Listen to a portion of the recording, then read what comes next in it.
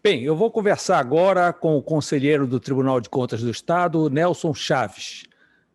Doutor Nelson, é um prazer poder falar com você nesse momento. Tudo bem? Tudo bem, boa noite. O prazer renovado é meu de cumprimentar e todos os seus telespectadores. Boa noite. Doutor Nelson, na última quinta-feira, juntamente com o governador Helder Barbalho, o senhor participou de um evento, na entrega, inclusive, do Colégio José Veríssimo, do lançamento de um programa bucal por todo o Pará. Isso lá nos idos de 94, o senhor, então, como deputado, tornou lei um programa semelhante a esse nas escolas públicas. Por que demorou tanto para ser efetivado, para que a lei se tornasse realidade? Na realidade, desde aquele momento em que nós apresentamos o projeto de lei, a Assembleia Legislativa tinha a honra de ser deputado estadual, e a lei é de novembro de 1994. E de lá para cá houve, na realidade, algumas tentativas de que essa lei pudesse ser implementada definitivamente. Eu mesmo fiz algumas ações de ordem particular, motivando a sociedade, houve uma resposta positiva, mas no que se refere à parte do governo do Estado, foi do conhecimento, houve um pequeno ensaio para essa implantação, e agora, louvando a coragem decisiva do governador Helder Barbalho, ele se conscientizando da importância da saúde bucal, que é uma ação social muito grande dos governos, e o Brasil ainda hoje permanece, infelizmente, com aquele rótulo de ser um país dos desdentados. Isso acontece muito, especialmente na camada mais pobre. E o nosso projeto visa exatamente a distribuição de material de higiene bucal, como seja escova, os cremes dentais, no sentido que esta prática comece dentro das escolas públicas, especialmente, claro, a população com maior carência do ponto de vista econômico, financeiro, e levando sempre em conta, porque isso faz parte de um raciocínio amplo, Mauro, dizendo que um Brasil, um país que queira se respeitar, tem que estar com todas as suas crianças na escola. Então, começando este trabalho por meio das escolas públicas, nós temos uma grande perspectiva de, num espaço razoavelmente curto de tempo, a gente possa mudar esta fisionomia que entristece a todos, né? O sorriso que nós queremos será o sorriso das crianças com uma dentição perfeita, bem cuidado, que, aliás, isso está implícito na Constituição Federal e na Constituição Estadual. A lei vem no sentido do detalhamento. Então, eu quero também, de público, parabenizar e, como disse no início, louvar a decisão do governador, da secretária de Educação, doutora Eliette, que foi muito importante, como também a equipe de odontólogos da SEDUC, num conjunto também de atividades com os profissionais da CESPA, de que essa lei, na realidade, se lembra que lá no passado, né, eu ainda bastante garoto, era uma coisa que a gente ouvia falar no mundo político, que havia aqui um político muito famoso que às vezes dizia a lei do Pará é potoca, né? Então, dessa vez, nós vamos, se Deus quiser, observar que a lei do Pará não é potoca, ela será cumprida decisivamente pelas providências positivas que o governo vem tomando. E, finalmente, o escovódromo se torna realidade. O escovódromo, quero dizer, com muita alegria, com muita modéstia também, que ele já é realidade em muitos pontos. Desde que a lei foi aprovada, na realidade, ela fala na distribuição do material de higiene bucal. Eu, de minha iniciativa, implantei uma escola comunitária no bairro do Jurunas, Escola Benedito Chaves, um escovódromo, porque, aproveitando, eu quero até lhe dizer que essa expressão não se usava muito, não era praticamente conhecida, né?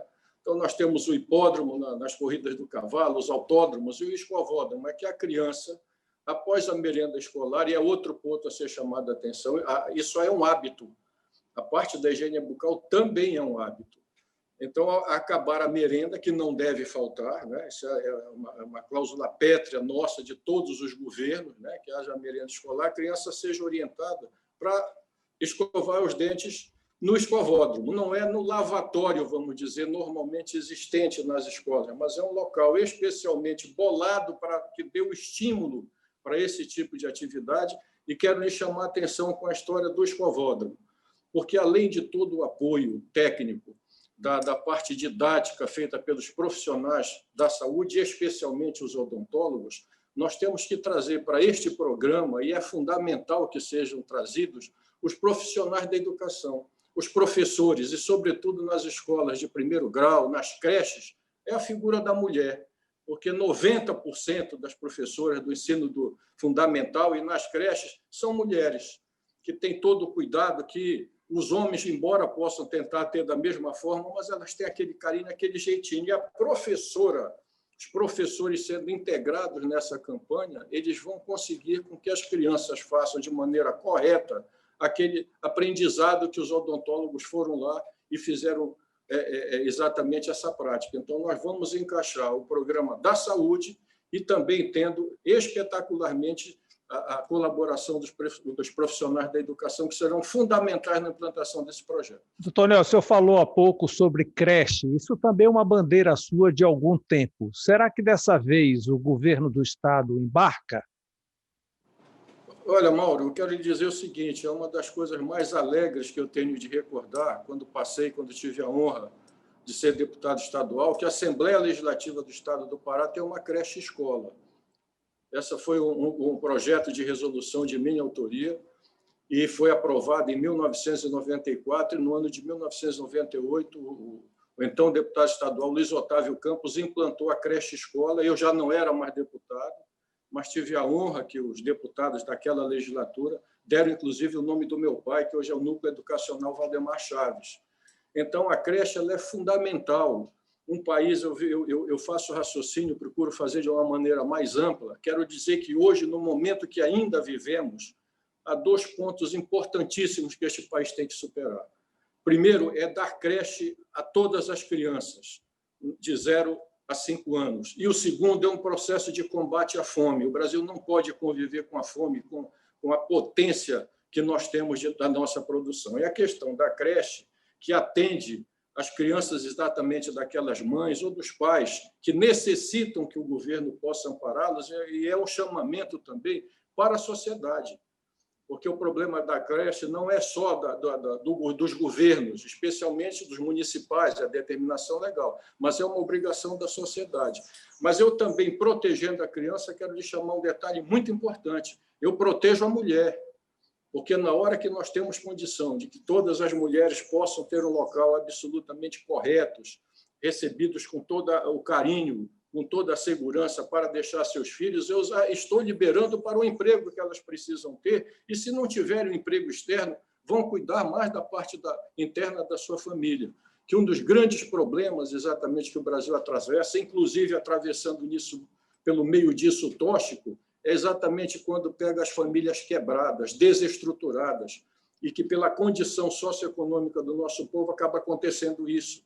A mulher não tem com quem deixar suas crianças. Então, é um gesto de carinho, é obrigação nossa cuidar das nossas crianças. Eu tive o privilégio, sempre agradeço aqueles deputados que comigo compuseram aquela legislatura de 90, 94, início de 95, e nós temos ali. Eu sempre chamo a atenção das pessoas, embora eu não seja especialista nesse jogo, mas todo mundo conhece o jogo da sinuca.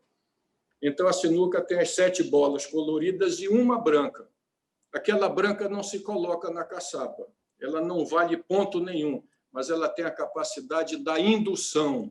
Ela é que coloca as outras bolas na caçapa. E os governos, de um modo geral, em todos os níveis, federal, estaduais e municipais, eles têm, numa visão modesta que eu faço, aquela condição da bola branca da sinuca. Eles têm também, além de terem que exercer os seus papéis constitucionais, eles podem induzir a uma mudança de posição da sociedade, porque esse não é um problema que a gente possa esperar que os governos vão resolver isoladamente. Eu acompanhei a eleição de prefeito deste ano aqui na nossa cidade, e por todas as vozes dos candidatos se escutava o compromisso com as creches. E surgia muito dizer que a cidade de Belém tem 10 mil vagas deficitárias nas creches públicas. Isso não se resolve do dia para a noite, nem por uma prefeitura, nem em Belém, nem em lugar nenhum.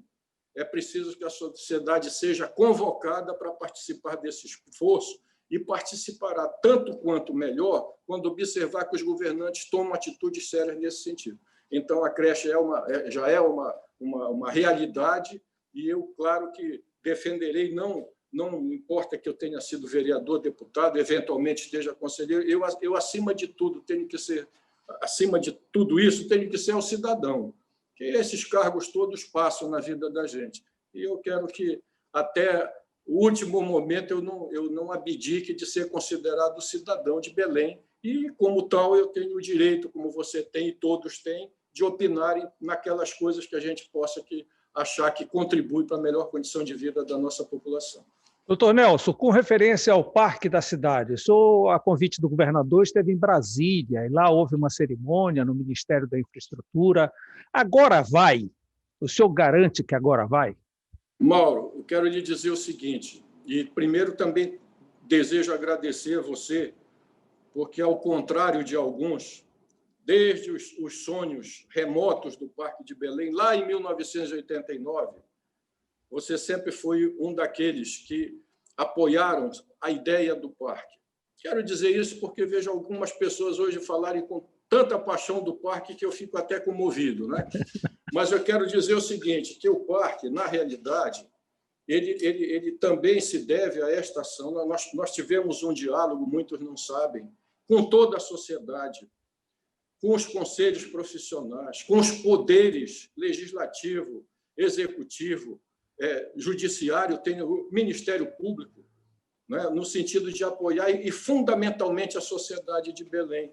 Nada contra a atividade do Protásio naquele local, mas uma área de quase 50 hectares, uma ilha no centro de Belém mal aproveitada, tanto que a solução será dada com todo o conforto para todos. E nós tivemos, então, ao longo desse tempo todo, uma luta muito grande. Agradeço demais aos amigos, às pessoas que acreditaram, porque me deram suporte para prosseguir na luta. Eu não tinha mandato. O meu mandato era o título eleitoral, como eu digo, cidadão de Belém lutando por uma causa.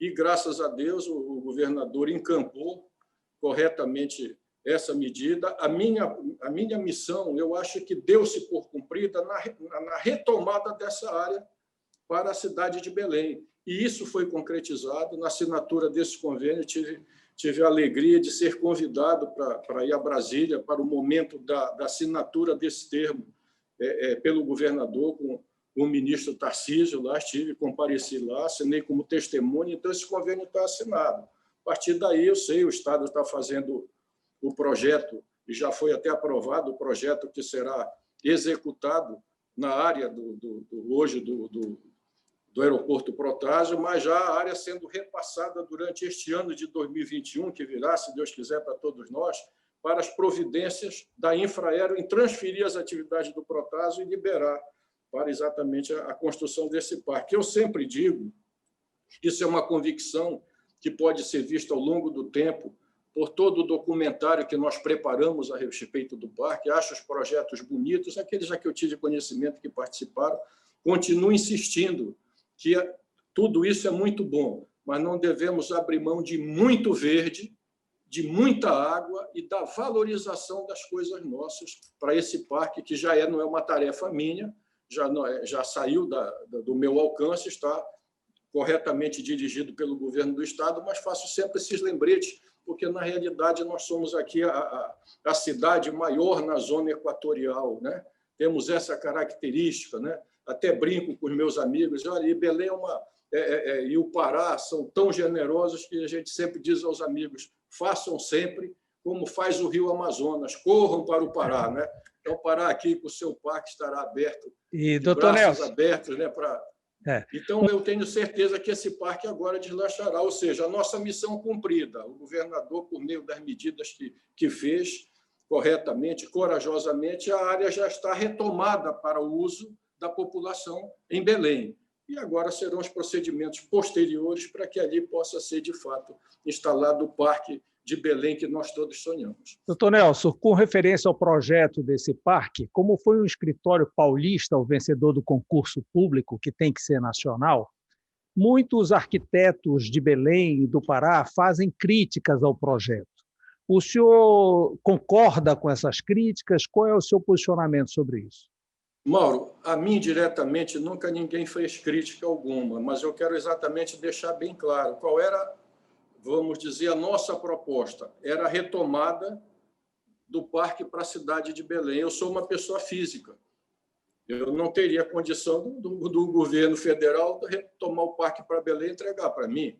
Teria que ser para o governo do Estado, a entidade. Então, o governo do Estado fez as negociações, né, e promoveu esse concurso público para que houvesse exatamente a escolha do projeto que, afinal, pela enquete popular, sinalizou no que foi adotado. Então, eu não tive diretamente nenhuma participação nisso.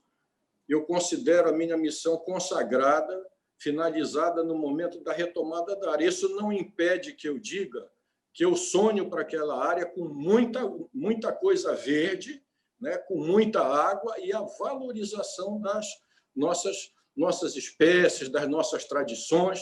Eu espero que isso esteja encaixado no projeto. Eu tive apenas a apresentação, eu tive a gentileza de ser convidado para a apresentação do projeto vencedor. Acho bonito, mas não estou também nenhuma crítica fazendo. Sempre eu quero lhe dizer, por exemplo, o parque agora ali, o Porto Futuro. Ele foi instalado, é bonito, mas num determinado instante, eu já na inauguração, todos sentiram a necessidade de mais verde. Na minha visão de técnico, né, mas sobretudo de cidadão, embora respeitando e achando que os projetos todos foram bastante bem elaborados, eu sempre desejo dizer que ali deveremos ter um pouco mais de verde. É a minha visão como um cidadão. Não estou desaprovando o projeto, mas acho que o verde ali tem que ser exuberante. A água tem que ser volumosa para nos aproximar das nossas raízes, das nossas tradições. E esse projeto, com toda a boa vontade, com toda a determinação do governador, ele vai exigir, ali foi, vamos dizer, uma planta, um layout do que será executado ao longo do tempo. Isso também vai exigir alocação de recursos. Esse projeto vai ser construído. E não há nenhum impedimento, vejo eu, que ao longo do tempo a sociedade se manifeste no sentido positivo daquilo que ela acha. E se o projeto estiver caminhando no sentido de que a sociedade... Porque uma coisa é você fazer um projeto, ele pode ser lindo, mas, de repente, é uma casa, né? Você faz um projeto arquitetônico e depois a dona da casa vai colocar as flores que acha melhor, né? Então, aquele parque, eu acho que ele não encerra. Fez a licitação, vai fazer a licitação, tudo bem, mas eu penso que a sociedade deve estar presente, acompanhando e sugerindo. E o bom governante, o bom gestor, ele não deve ser surdo aos apelos da sociedade. De maneira que eu acho que se a sociedade acompanhar e, eventualmente, quiser sugerir, no bom sentido, aqui e ali uma modificação, tenho certeza que os coordenadores desse processo, do projeto, da implantação do parque, não serão absolutamente insensíveis àquilo que, eventualmente, a sociedade de Belém expressar. Doutor Nelson, por que o senhor não aceita voltar para a presidência do Tribunal de Contas do Estado? Agora, por exemplo, houve uma eleição, todos os seus pares indicaram o seu nome, o senhor novamente não aceitou, apadrinhou a candidatura da conselheira Lourdes Lima, que foi a vitoriosa, que assume dia 27 de janeiro. Agora, o que fica no ar é o seguinte: por que o conselheiro Nelson não aceita presidir novamente o tribunal? Eu já fui presidente. O Tancredo Neves dizia que o importante não é ser, é ter sido, né? Mas eu já fui presidente. E eu sempre postulei a rotatividade do poder. É verdade, eu recebi com muita honra a generosidade dos meus companheiros. Você sabe que ano que vem estou saindo do tribunal compulsoriamente, né? Passei lá um bom tempo. E disseram todos os 6, né, que votariam em mim se eu quisesse ser o presidente. Mas cumprindo aquilo que, desde que eu fui presidente, a partir daí houve uma ascensão automática dos cargos, vamos dizer, da mesa, do corregedor, do vice, do presidente, eu sempre me propus a dar a vez a quem chegava, considerando que os que chegam lá todos têm capacidade para dirigir o tribunal. E essa vez se repetiu. Posso lhe dizer, com muita alegria, que todas as vezes que eu poderia ser guindado novamente à chapa, chegava um companheiro novo. Eu, em todas as circunstâncias, eu fiz questão, recuei e abri mão para que o que chegava pudesse ocupar o cargo. Acho que não há prejuízo para o tribunal, não é que eu tenha apadrinhado a candidatura da conselheira Lourdes, que faria com muita alegria, mas quero dizer que ela também foi construída diante de um consenso, né? E acho que a democracia se constrói assim, com diálogo, com recuos, né? A gente, às vezes, tem que recuar para fazer exatamente a conciliação. Então, esse processo não foi a minha participação, ao contrário, ele foi um processo que surgiu, vamos dizer, do entendimento de todos, no sentido que o tribunal possa, e eu me alegro muito com isso, porque, ao chegar no tribunal, a eleição anterior à minha não foi por unanimidade. A partir da minha presidência, até há 2 anos passados, nós vínhamos mantendo esse encaminhamento pela unanimidade da chapa a ser eleita. E eu deixarei o tribunal, se Deus me der vida, espero que Deus me dê isso até o ano que vem, na saída, saúde, tranquilamente, que eu também possa olhar para trás e contribuir de alguma forma para que esta unanimidade se restabelecesse. Eu acho que é bom para a instituição.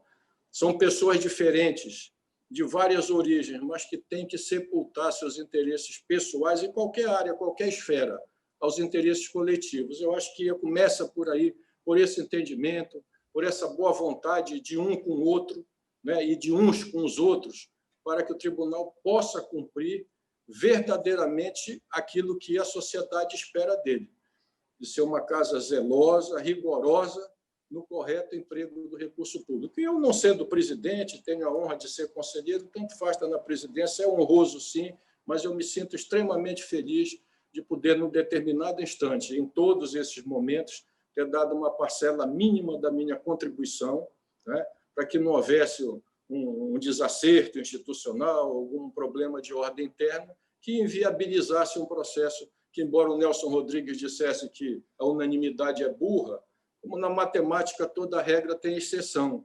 Nem sempre toda unanimidade é burra. Às vezes a gente consegue, na unanimidade, construir uma solução que seja melhor para todos. E eu penso que, neste instante, foi o que aconteceu. Doutor Nelson, o senhor, como profissional sanitarista, o que acha dessa discussão com referência à vacinação contra a Covid? Se obrigatório ou não, de pessoas que não querem ser vacinadas, outras sim. Qual é a situação que o senhor vê, por exemplo, esse retorno, que está claro, um retorno, tipo uma segunda onda, né? E as pessoas relaxaram bastante. Eu vi que no início da pandemia o senhor lutou muito por lavatórios públicos e tudo mais. Hoje ninguém mais fala sobre lavar a mão, sobre álcool em gel, está sobrando álcool em gel nos supermercados. Qual é a sua opinião a respeito? Houve um relaxamento e uma pena que a gente não tenha ainda uma diretriz para a vacinação.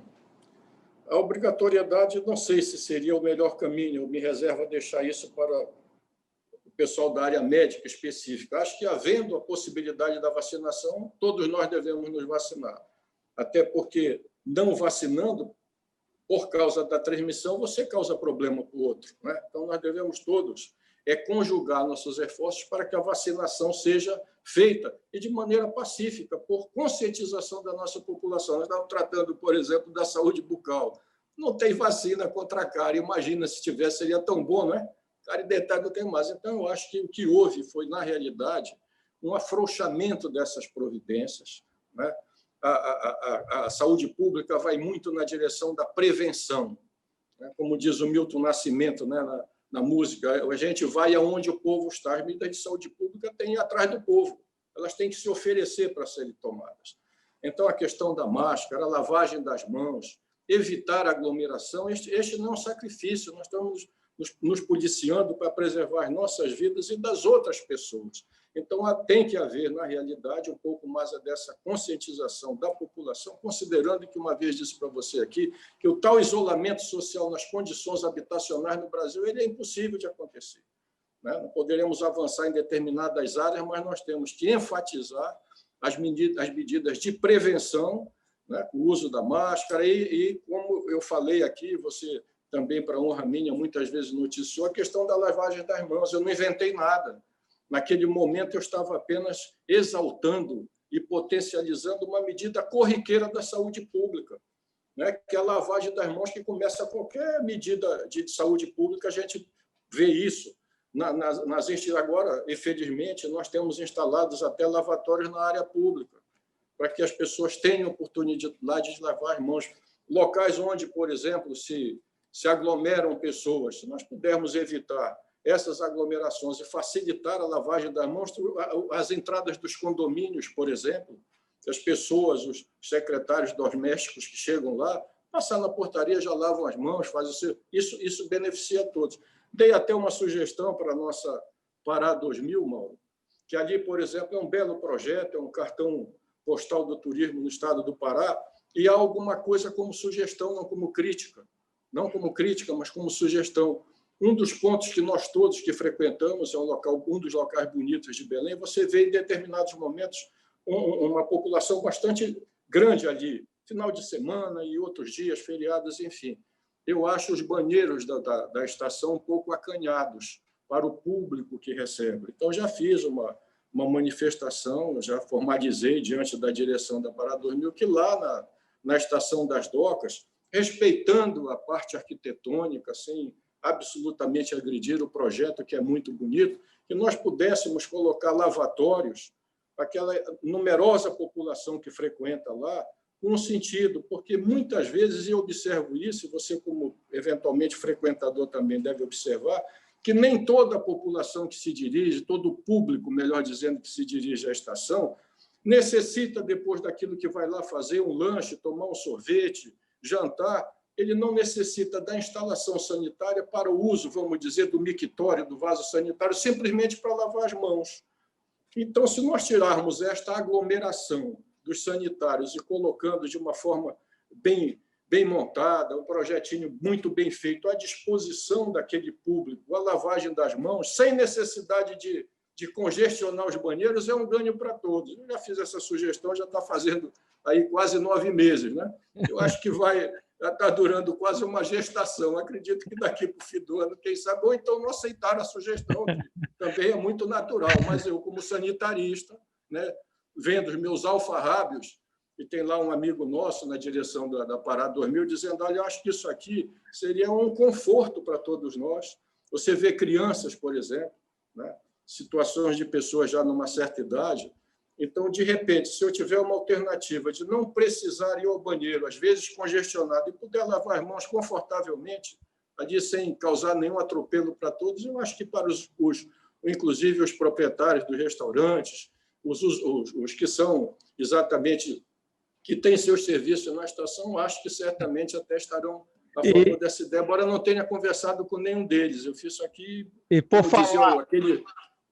por falar em Pará 2000, ficou muito bonita essa malmeira. Parabéns pela ideia. É uma ideia que poderia se refletir em várias outras árvores da cidade, não? Poderia. Aquilo ali, Mauro, tem uma simbologia. Primeiro, essa malmeira, que ela ocorre também largamente na Amazônia, no nosso estado. Ela é uma árvore majestosa, como é a seringueira, né? E outras tantas árvores gigantes que a Amazônia detém. E essa malmeira dizem até que é talvez uma sapucaia. Ela é diferente um pouco dessa malmeira do Utinga. Mas ela está num local, Mauro, emblemático, pela localização urbana que ela tem e, sobretudo, para efeitos do ponto de vista do coração do sentimento.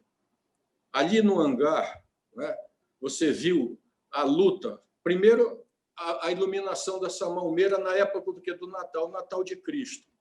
Quer dizer, o festejo da humanidade, numa época tão difícil de pandemia. Naquele local, muitas pessoas foram salvas, muitas morreram. Profissionais da área da saúde, de um modo geral, trabalhadores do hospital de campanha. E nós estamos, então, enquanto outros lugares precisam fazer estruturas artificiais para homenagear o Natal de Cristo, nós temos aquela majestosa árvore que se presta magnificamente para essa iluminação, não só para festejar o Natal de Cristo, mas também é uma espécie assim de um agrado, de um acalento àquelas famílias que perderam entes queridos, aquelas que se curaram, pessoal da área da saúde, como disse, todos os trabalhadores que para lá desenvolveram seus esforços no sentido de salvar vidas, é uma espécie assim de um abraço, né? Do reconhecimento de um marco. Na realidade, é uma oportunidade que a gente homenageia tantas pessoas e as famílias que muitas vezes perderam seus entes queridos lá, o pessoal da área de saúde, os médicos, os fisioterapeutas, os enfermeiros, o pessoal todo de apoio que se dedicou para o hospital de campanha. E ali, na realidade, será um monumento emblemático desse sofrimento e desta redenção, que é dessa esperança. Ficou muito bonito. O Natal de Cristo com uma árvore que ela é presente na nossa região amazônica, no nosso estado, e simboliza, vamos dizer, uma luta que todos tiveram. A ideia Ficou foi muito acolhida. bonito. Eu agradeço muito as pessoas que, eventualmente, têm se comunicado comigo, unanimemente, mostrando até em outros locais algumas árvores que foram feitas artificialmente.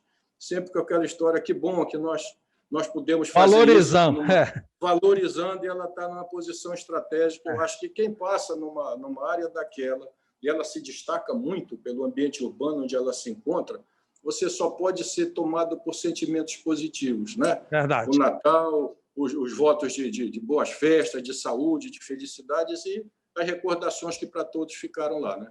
Doutor Nelson, exatamente há 8 meses, o Argumento começava a fazer essa gravação remota em função da necessidade do distanciamento social. E o teste, o primeiro entrevistado foi justamente o senhor. Passados esses 8 meses, parece que deu certo o nosso esquema aí dessa gravação, o programa não saiu do ar. Eu agradeço mais essa entrevista, cheia de assuntos, cheia de informações, e aproveito para desejar Feliz Natal e um Ano Novo repleto de felicidade.